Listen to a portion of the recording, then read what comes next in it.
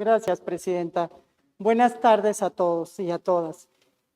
Diputada Karina Labastida Sotelo, presidenta de la 60ª Legislatura del Estado Libre y Soberano de México. Compañeras y compañeros legisladores, ciudadanos que nos honran siguiéndonos por las diferentes redes sociales y medios electrónicos, medios de comunicación que cubren esta fuente.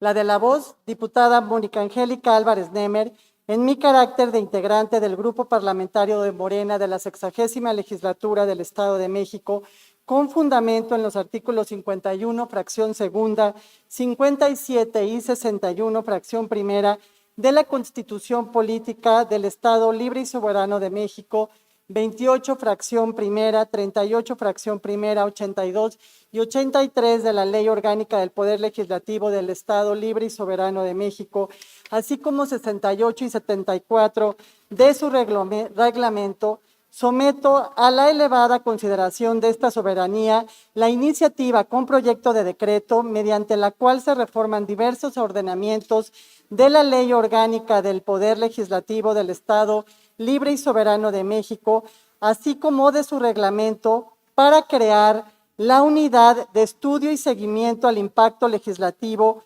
conforme a la siguiente exposición de motivos. Tras las reformas a diversos artículos de la Constitución en julio de 2011, el párrafo tercero del artículo primero constitucional señala claramente que todas las autoridades en el ámbito de sus competencias están obligadas a promover, respetar, proteger y garantizar los derechos humanos. Asimismo, en el artículo 103 se previó que los tribunales de la Federación resolverán de toda controversia que se suscite por normas generales, actos y omisiones que violen los derechos humanos y garantías reconocidas por la propia Constitución. Considerando ello, es innegable que la actividad legislativa debe profesionalizarse desde dos perspectivas diferentes. La primera, que implica una tecnificación de los diputados, donde esencialmente se trata de tener un respaldo importante de consultoría técnica y el suministro de datos que brinden soporte a sus proyectos. Y una segunda, que debe ser medir los resultados de ese trabajo parlamentario para de ahí soportar proyectos o decisiones modificatorias que afecten el marco regulatorio de una sociedad. En la práctica común, ello implica evitar la inactividad o insuficiente desarrollo no solo del Poder Legislativo, sino también de otras autoridades parlamentarias, cuando éstas se encuentran obligadas a realizar determinadas acciones. A partir de estas reformas, la Suprema Corte de Justicia de la Nación ha emitido una serie de criterios donde ha subsanado las omisiones en que han incurrido las legislaturas, los órganos autónomos y los municipios. Aunque en México existen medios de control de regularidad constitucional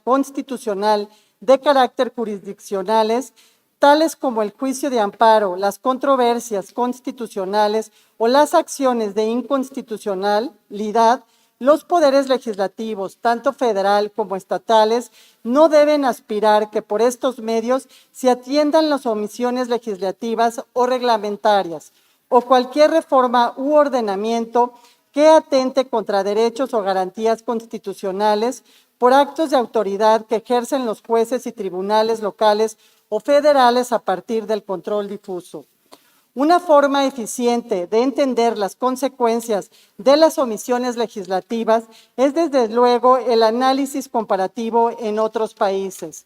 En mayo de 1982, el Tribunal Constitucional Español resolvió el recurso de inconstitucionalidad STC 24/1982, que tenía por objeto la Ley 48/1981, rechazando los argumentos de los quejosos en donde refutaban una supuesta omisión. Este criterio ha permanecido en diversas resoluciones, pero han terminado asumiendo que la omisión legislativa solo puede surgir cuando una norma establece un mandato expreso al legislador y éste no realiza la conducta específicamente descrita, la cual podría consistir en emitir una ley o adecuar de manera concreta una norma.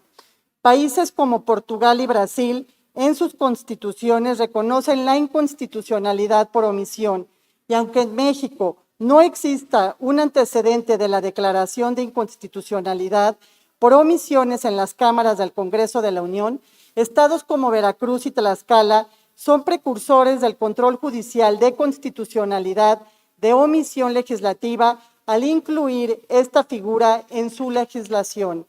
El presente proyecto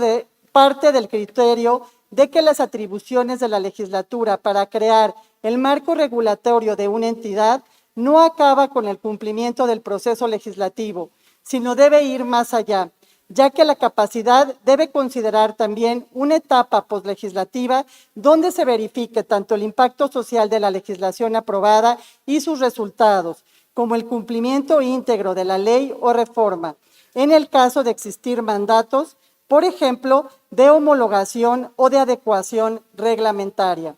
El objeto de crear una área en la legislatura que tenga el propósito fundamental de revisar mandatos de homologación, impactos normativos y mantener actualizada la legislación local, atiende a problemáticas tales como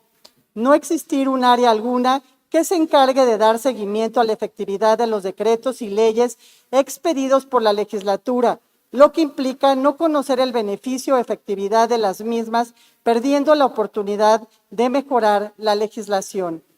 En decretos y leyes expedidos por la legislatura se mandata la creación de estructuras, realización de acciones, diseño de programas, atención a problemáticas, entre otras, sin que se realicen o tarden en su ejecución.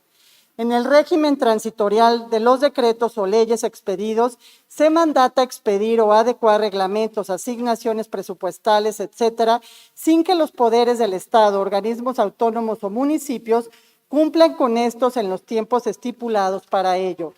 En ocasiones, no se atienden en tiempo y forma los mandatos de homologación que en las leyes generales o federales realizan las cámaras del Congreso de la Unión.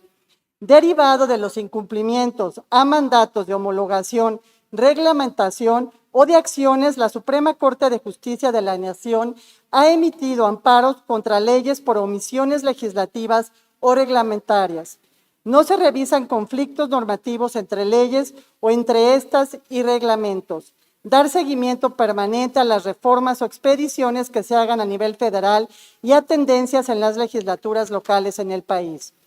Con lo anterior, se estaría teniendo una estructura para verificar si los poderes, organismos autónomos y municipios del Estado de México cumplen con los mandatos provenientes tanto del Congreso de la Unión como del propio Poder Legislativo local, con facultades para enterar, analizar los alcances y proponer las acciones que podrán realizarse y dónde los propósitos fundamentales de esta unidad serán.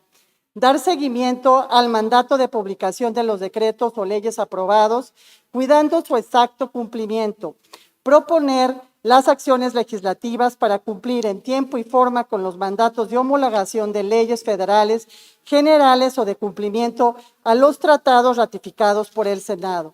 Dar seguimiento al cumplimiento dado por los poderes del Estado, organismos autónomos y ayuntamientos de las obligaciones transitorias impuestas en las leyes y decretos. Formular indicadores de impacto de las leyes y decretos en los habitantes del Estado.